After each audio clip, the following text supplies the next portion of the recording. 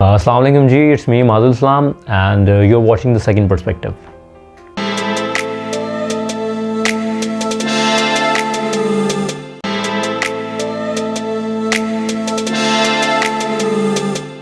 अच्छा जी, आपको मेरी बात करने से ऐसा ना लगे कि पाकिस्तान का टोटली जॉब कल्चर जो है वो सारा का सारा ही नेगेटिव है, सारा का सारा ही ख़राब है और ख़राब ही रहा है। I have worked at a corporate organisation, corporate office of an organisation, और I value my ex boss as a mentor, क्योंकि मैंने वहाँ पे एक चीज़ सीखी है कि आपने अपने जूनियर स्टाफ को किस तरह से वैल्यू करना है, उनसे किस तरह से आपने उनको रिस्पेक्ट देनी है। Because when ever I was passing through the door, तो मुझे मेरे जो एक्स बॉस थे या जो मेरी इमीडिएट बॉस थे, उन्होंने मुझे सिखाया कि यार ये कभी भी दरवाज़ा नहीं छोड़ते किसी के मुंह पे। That is a very bad behaviour. अगर आप दरवाज़ा खोल के जा रहे हैं और पीछे से कोई आ रहा है तो hold the door for that person. और मैं नोटिस करता हूँ कि जब मैं कई दफ़ा डोर पकड़ता हूँ तो पीछे से या तो ऑफिस बॉय आ रहा होता है ट्रे लेके, या स्वीपर आ रहा होता है, and they are very shy about that कि सर आप ना इस तरह किया करें। But I am used to that behaviour and I wouldn't say that is a quality of mine. That was being inculcated in me by my boss and my mentor. I would say him a mentor because he has inculcated a value in me.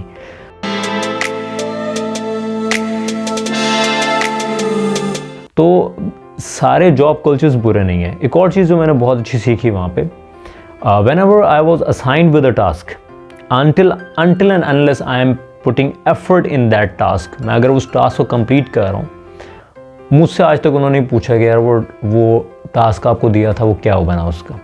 For example he was a director and working as the assistant to that director. तो अगर मुझे उन्होंने कहा है कि यार मुझे एक एनालिसिस रिपोर्ट चाहिए इस कैंपस की, तो अगर मुझे उन्होंने असाइन कर दी है और उन्होंने मुझे नहीं बताया कि यार इस प्रिंसिपल से मीटिंग कब है, तो फॉर इंस्टेंस मैं उसका एनालिसिस कर रहा हूँ, तो मैं देखता था कि मैं एनालिसिस अभी कर रहा हूँ, चीज़ें कैलकुलेट कर रहा हूँ, एक्सेल की फाइल्स निकाल रहा हूँ, स्प्रेडशीट्स में से उसको देख रहा हूँ, कैलकुलेट कर रहा हूँ, क्राइटेरिया से मीट कर रहा हूँ, देख रहा हूँ, फिर उसको एक राइटअप बना रहा हूँ कि जी ये इन एरियाज़ में आपने अच्छा परफॉर्म किया, यहाँ आप डिप्राइव रहे हैं, ये आपका रेशो आपने मीटअप नहीं किया, सो एंड सो ये आप क्राइटेरिया आप मीट नहीं कर पा रहे।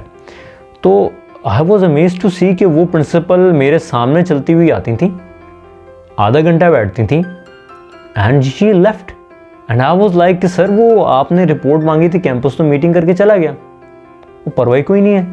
तो ही वॉज लाइक यार कोई मसला नहीं है, आप एफर्ट कर रहे थे ना, ये हम बाद में भिजवा सकते हैं, कोई मसला नहीं है। I have done my analysis on the basis of my daily report, तो वो आप तो दे रहे हैं मुझे, वो मसला नहीं है, लेकिन मंथली बेसिस पे जो आपने दिया है वो रिप्लाई हम बाद में इनको पोस्ट करवा देंगे, भिजवा देंगे, इशू कोई नहीं है। तो मतलब आई लर्नड दैट बिहेवियर कि जब तक आपका सबऑर्डिनेट या आपका एम्प्लॉई है जो आपके नीचे काम कर रहा है, unless and until he is putting his 100% effort on a task, मुझे नहीं याद पड़ता कि उन 3, 4, 5 सालों में उन्होंने कभी बुला के पूछो कि यार वो क्या बना उस टास्क का। Never ever. हाँ, अगर मैं कभी कोई फारिग वक्त में कुछ और करता हुआ नज़र आऊँगा तो वो पूछेंगे यार वो टास्क का क्या बना। मैं कहूँ सर वो तो हो गया, कहाँ है मुझे सर आपकी टेबल पे, ठीक है यार वो दे दो जरा निकाल के, that's okay. But unless and until I am putting effort on that task, या मैं करता हुआ नज़र आ रहा हूँ, he has never ever asked me कि यार वो काम दिया था आपको।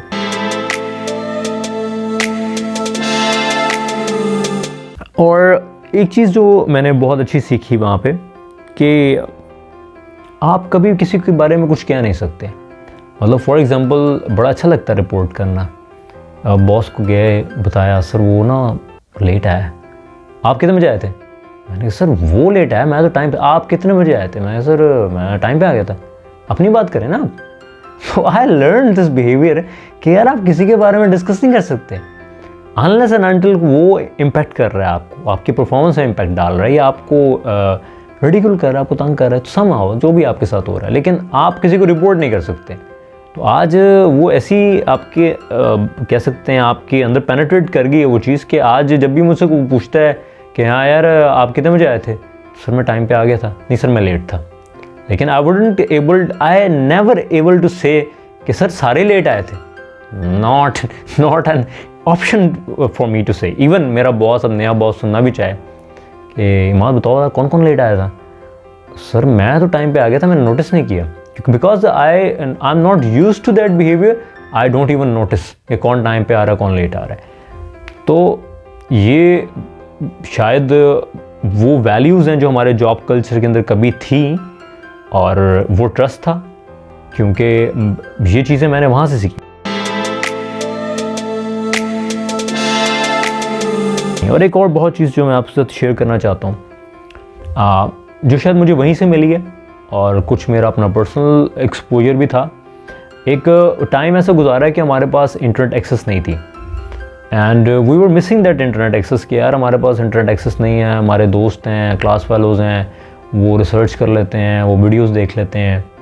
तो आई वाज मिसिंग, मतलब मुझे नेट कैफ़े जाना पड़ता था, और मुझे आज भी याद पड़ता है कोई 20 रुपये घंटा या 30 रुपये घंटा होता था, और 20 रुपये का आधा घंटा होता था। तो मैं कहता था घंटा गुजार लो, 5 रुपये बच रहे हैं।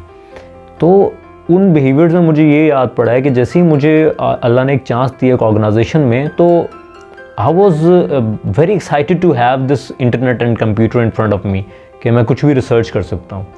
सो that inculcated the research behaviour in me. तो मुझे अगर उन्होंने कोई भी एक टास्क असाइन किया, that is a very random task, just for the sake of self grooming and self development.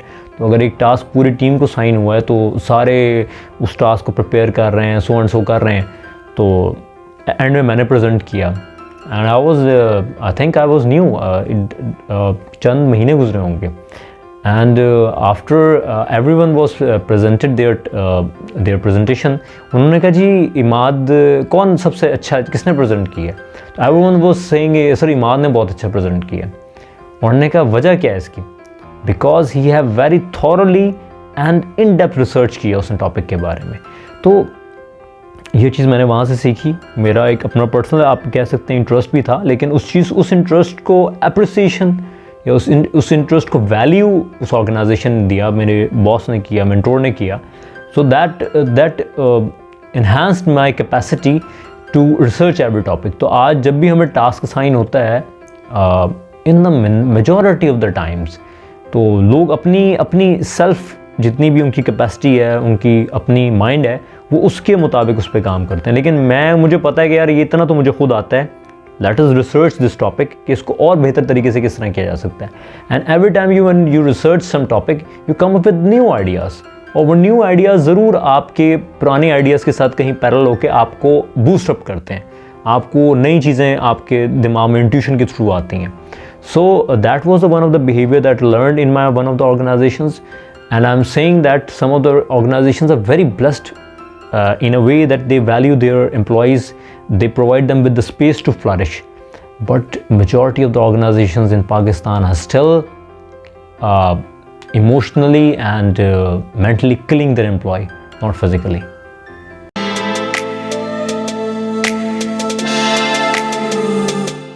अच्छा जी, मैंने अभी तक जितनी तारीफ़ें की हैं, आपको लग रहा होगा कि जन्नत का दूसरा टुकड़ा जॉब सेक्टर है।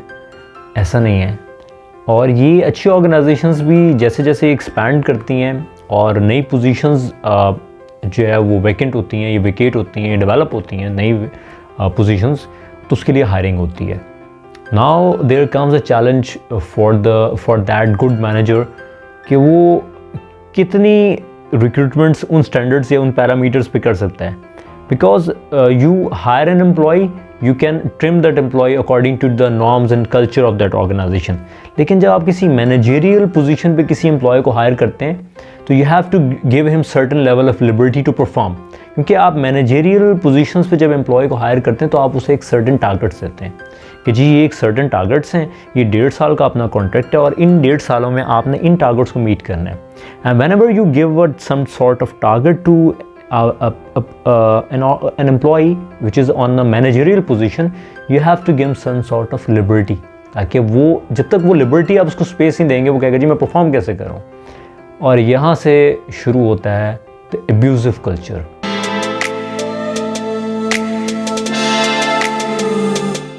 अच्छा जी, I want to quote here Mister Maxwell, John Maxwell ने अपनी किताब लिखी है लीडरशिप गोल्ड।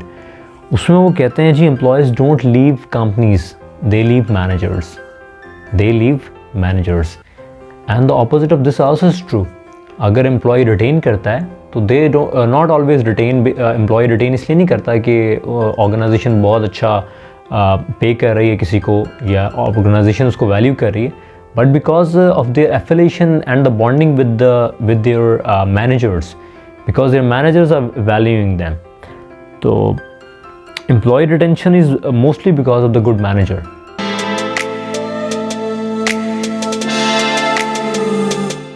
एक और चीज़ बहुत इम्पॉर्टेंट यहाँ पे है कि टॉक्सिक जॉब कल्चर बंदे की हेल्थ को बहुत बुरी तरह से अफेक्ट करता है। और अगर मैं यहाँ पे कोट करना चाहूँ, I personally know an organization in this city in the same sector जहाँ पे एक डेजिग्नेशन है, और उस डेजिग्नेशन पे अब तक जो बंदा भी हायर हुआ है with in 2 to 3 years he got diabetes, he got blood pressure and he got heart problems, उसको दिल का आर्जा हो जाता है।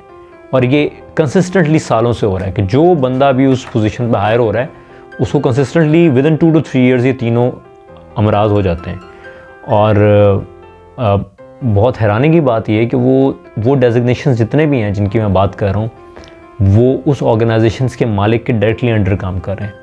तो यू कैन सी कि उस डेजिग्नेशन के ऊपर किस लेवल का टॉर्चर साइकोलॉजिकली इमोशनली होता होगा कि apart from performing on that position they are suffering in their health. तो ये जो आप समझते हैं कि जॉब कल्चर में अगर एक सर्टेन लेवल ऑफ प्रेशर है, एक सर्टेन लेवल ऑफ टेंशन है, एक सर्टेन लेवल ऑफ एब्यूजिवनेस है, तो दैट इज़ वेरी नॉर्मल। ये नॉर्मल नहीं है, ये इम्पैक्ट करता है। 2-3 साल की सैलरी लेने के बाद आप तो छोड़ देंगे और आप नया बंदा हायर कर लेंगे, लेकिन वो बंदा जिसके अंदर आपने ये आर्जे लायक कर दिए वो पूरी ज़िंदगी उस डायबिटीज़, ब्लड प्रेशर और शुगर और उस हार्ट प्रॉब्लम को लेके वो पूरी ज़िंदगी सर्वाइव करेगा।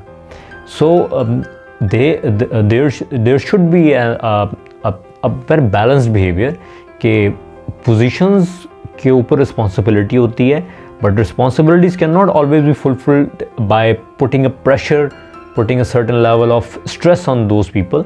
आप उन्हें स्पेस दे के आप उन्हें बेसिकली जो भी आपका टॉप मैनेजर है, जो आपका बॉस है, he is there to facilitate you in accomplishing your JD. जो भी आपका टॉप मैनेजर है उसका काम ये कि वो आपकी जेडी कंप्लीट करने के लिए आपको असिस्ट करे। देखिए मेरा बॉस है, ये मेरा मैनेजर है, he is not doing the work, he is just sitting on the manager table and chair. वो काम ले रहा है, उसकी जेडी है। काम लेने के साथ उसकी जेडी में ये कि फैसिलिटेट करे ताकि काम आराम से हो जाए। ये बेसिकली मैनेजमेंट के 2 स्टाइल्स होते हैं। One is putting a pressure and being abusive, and second is being a facilitative person. और मसला ये है कि हमारे सब इंडियन कॉन्टिनेंट में ये एक बहुत पुराना बिहेवियर है कि ये जो एब्यूसिवनेस है और ये जो टॉक्सिक जॉब कल्चर एक नॉर्म बन गया है। एंड आप यकीन नहीं करेंगे कि एक दफ़ा मैं एक स्कूल में इंटरव्यू के लिए गया हुआ था, and there happened to be a principal. वहाँ पे एक फ़ीमेल प्रिंसिपल थी और कुछ स्टाइल ऐसा था कि सामने प्रिंसिपल बैठी हैं रूम में, तो उनका दरवाज़ा नहीं है, there is a space in between, और फिर यहाँ पे पेरेंट्स बैठे हैं, विजिटर्स बैठे हुए हैं, और यहाँ पे जो है वो एडमिशन इंक्वायरीज़ भी बैठी हुई हैं और इंटरव्यूज़ के लिए भी लोग बैठे हुए हैं, वो are waiting for the principal to be free. अब हैरानी की बात आप ये देखें कि उसने एक बंदा इंटरव्यू के लिए बुला लिया है, एक उसने पेरेंट बुला लिया है विद इन हिज़ रूम, और उसने देखा है कि कोई अकाउंट शीट्स में कोई प्रॉब्लम्स आ गई हैं। Can you believe that lady, उस लेडी ने उन डॉक्यूमेंट्स को, जो अकाउंट्स के डॉक्यूमेंट्स थे, अपने एम्प्लॉय को बुला के she was yelling, not shouting, just shouting, she was yelling at that person, और उसने वो डॉक्यूमेंट्स उठा के उसके मुंह पे दे के मारे हैं, लिटरली मुंह पे दे के मारे हैं, and then she abused that person, और वो बेचारा वो कागज़ उठा के वो सॉरी करके चला गया। That is the norm that we have, हमने इसको बड़ा नॉर्मलाइज कर दिया है। दैट हैपन्स, ऐसा होता है, इसको बर्दाश्त कर लो, ये नॉर्मल है, बॉस तो कर सकता है, बॉस इज़ ऑलवेज राइट। और इस तरह की हमने जो है वो टर्मिनोलॉजीज क्रिएट कर ली हैं कि आपको कभी कभी फील होता है कि boss is somehow god and he can do everything and everything he do is right. तो there should be a differentiation, there should be a, जब तक आप उस चीज़ को कैप नहीं करेंगे, जब तक आप लिमिट्स डिफाइन नहीं करेंगे कि कौन कहाँ तक क्या कर सकता है, जब तक आप ओपन एंडेड छोड़ देंगे चीज़ों को, चीज़ें ख़राब होती जाएंगी। और इसका इम्पैक्ट आता है जो मैनेजरियल लेवल पे, जो पोजीशन पे जो बंदा गलत करना शुरू करता है, उससे एक ट्रिकल डाउन इफेक्ट होता है।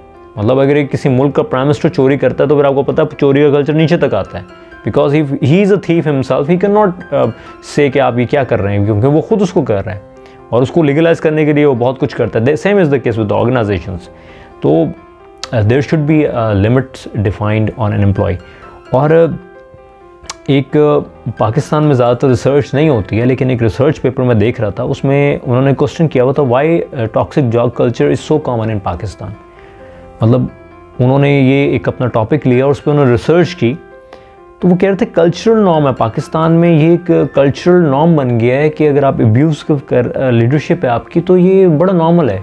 मतलब उसको एक अप्रोच का नाम देते हैं, अब्यूसिव लीडरशिप अप्रोच है, तो that is very common and that is very acceptable. आप किसी दुकान पे चले जाएं, आप किसी मोटर बाइक की दुकान पे चले जाएं, तो वो मालिक आता है तो वो ठुड्डा मार के कहता है वो चलो ए, तो मतलब अगर आप नॉर्मली इस चीज़ को देखें तो ये एक अब्यूज़ है, that is abusive behaviour, but that is been normalised. ना उसको बुरा लगता है जिसको ठुड्डा मारा गया है, और जिसने ठुड्डा मारा वो भी कहता है जी इसके बगैर काम ही नहीं होता, क्योंकि उसने खुद इस अब्यूजिव कल्चर में काम किया है।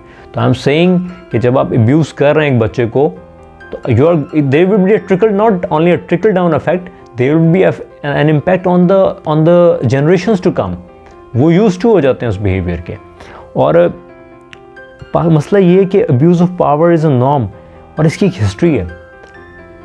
सॉरी टू से सब इंडियन कॉन्टिनेंट में कभी भी जो यहाँ के इन्हेबिटेंट्स थे उन्होंने रूल नहीं किया, हमेशा यहाँ पे इन्वेडर्स आए हैं। अगर आप आज इंडिया में देखें, वो कहते हैं जी हिंदी बोलें, हिंदी क्या है, उसका जो माखज़ है वो क्या है, संस्कृत है। उनकी जो हॉली बुक्स हैं वो भी संस्कृत में है। और आपको हैरानी होगी कि संस्कृत कौन लेके आया था, आर्यंस लेके आए थे। And Aryan were invaders, they were foreigners जिन्होंने इन्वेड किया था इंडिया को, और वो संस्कृत लेके आए और संस्कृत के साथ वो कास्ट सिस्टम लेके आए, और जितने यहाँ के इन्हेबिटेंट्स थे उन्होंने उनको शूद्र बना दिया। तो there were Brahmins and then there soldiers were somehow another caste, और जो सबसे लोअर कास्ट थी, जो वहाँ के लोकल इन्हेबिटेंट्स थे, उनको उन्होंने शूद्र बना दिया कि ना उन्हें छू सकते हैं, ना वो, मतलब कमी है आपकी सोसाइटी के। तो मसला ये है कि जब एक सेंचुरीज़ का आपके ऊपर एक, आप स्लेवरी में रहते हैं, आपने सेंचुरीज़ में स्ट्रेस सहा है, तो जैसे ही आपको पावर मिलती है फिर आप उस पावर को अब्यूज़ करते हैं। तो मसला ये है कि पाकिस्तान में जिसको भी आपने अथॉरिटी दी है उसने अथॉरिटी को अब्यूज़ किया है। आप कभी देखें दुनिया भर में जो आपके ये डिप्टी कमिश्नर्स होते हैं, कमिश्नर्स होते हैं, आपके पुलिस इंस्पेक्टर्स होते हैं, they never abuse their power because they are not power hungry, क्योंकि उनको पता है कि यार ये authority comes with a responsibility. वो उस अथॉरिटी को रिस्पॉन्सिबिलिटी समझ के यूटिलाइज़ करते हैं। यहाँ मसला ये है कि यहाँ रिस्पॉन्सिबिलिटी तो रह जाती है, वो जो पावर मिला है कि हमें एक डंडा मिल गया, तो अब हमने डंडा हमारे सर हाथ में आ गया है, तो अब हमने हर एक का सर फाड़ना है। उन्हें ये नहीं पता कि डंडा दिया क्यों, वो कहते हैं डंडा मिल गया हमारे हाथ में, उसका मतलब है हर एक का सर फाड़ना है। तो these peoples are power hungry, और ये इस सब इंडियन कॉन्टिनेंट का मसला यही है। पहली दफ़ा हज़ारों सालों में हिंदू कौम को खुद हुकूमत करने का मौका मिला है इन द इंडिया, और आप वहाँ पे देख सकते हैं किस तरह की बायजनेस आई है, क्योंकि because they are on a revenge कि हम पे मुग़ल्स ने, और उससे पहले अरब्स ने, और उससे पहले गौरीज़ ने हम पे 1000 साल 2000 साल हुकूमत की है। Now we will take revenge from these people, so that is the some sort of inferiority complex within these people. तो यहाँ मसला हमारे पास ये है। और एक और प्रॉब्लम भी है कि हम जितनी भी स्टडीज़ या रिसर्चेस लेते हैं इस अब्यूज़िव कल्चर पे, वो हम बाहर से लेते हैं। पाकिस्तान में या सब इंडियन कॉन्टिनेंट में तो ये रिसर्च हुई नहीं है कि जॉब कल्चर में क्या वैल्यूज़ होनी चाहिए। और मसला ये है कि जब जॉब कल्चर में बात होने लगती है तो वो कहते हैं एम्प्लॉयबिलिटी, और आपके जो अनएम्प्लॉयड लोग हैं उसका कंपैरिजन स्टार्ट हो जाता है। फिर अनएम्प्लॉयड पॉपुलेशन हमारी इतनी ज़्यादा है, यंग पॉपुलेशन, इसको एम्प्लॉय किस तरह करना है। तो मेजर कंसर्न एम्प्लॉयबिलिटी पर चला जाता है, बजाय इसके कि जो एम्प्लॉयड लोग हैं उनको आपने किस तरह से राइट्स एंड प्रिविलेजेस प्रोवाइड करने हैं। बाहर मसला ये कि अनएम्प्लॉयमेंट फ़ंड मिलता है, employment is not that much big problem for those countries, तो वहाँ पे फिर वो सारी बात है इनके राइट्स एंड नॉर्म्स का ख्याल रखते हैं। तो सारी बात है जब आप एक फॉरेन कल्चर से एक स्टडी उठा के लाएंगे तो सारी बात है वो आपकी कल्चर और आपके नॉर्म्स के साथ वो मैच नहीं करेगी। सो व्हेन एवर वी जितनी भी ये फाइंडिंग्स लेके आते हैं जी ये हो जाए वो हो जाए, they mostly don't match up with us with our culture and with our customs because they were done in the foreign.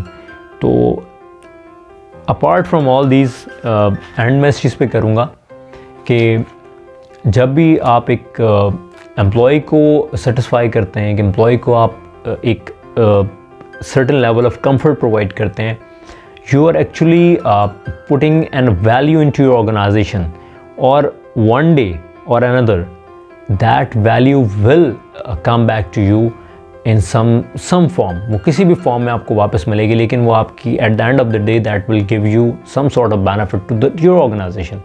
Employ तो आना जाना लगा रहता है, लेकिन एक कल्चर जब एक ऑर्गेनाइजेशन में अच्छा डेवलप हो जाता है, फिर कौन आ रहा है कौन जा रहा है मैटर नहीं करता, वो कल्चर फिर आपके ऑर्गेनाइजेशन को उठा देता है। तो मैंने जो बहुत सारी वैल्यू सीखी हैं, I am saying my self, I have learn in a corporate culture. मैंने ये वैल्यूज़ एक कॉर्पोरेट कल्चर में रह के सीखी हैं, बट नॉट बिकॉज कि आप कह सकते हैं कि वहाँ पे एक कल्चर अच्छा था, सिर्फ इसलिए नहीं, बल्कि वहाँ पे एक मैनेजर भी ऐसा था who has the values and he was ready to put in those values into the new coming employees. So this was all with today's video. अपना फीडबैक आप ज़रूर दीजिएगा। बहुत शुक्रिया, थैंक यू, अल्लाह हाफ़िज़।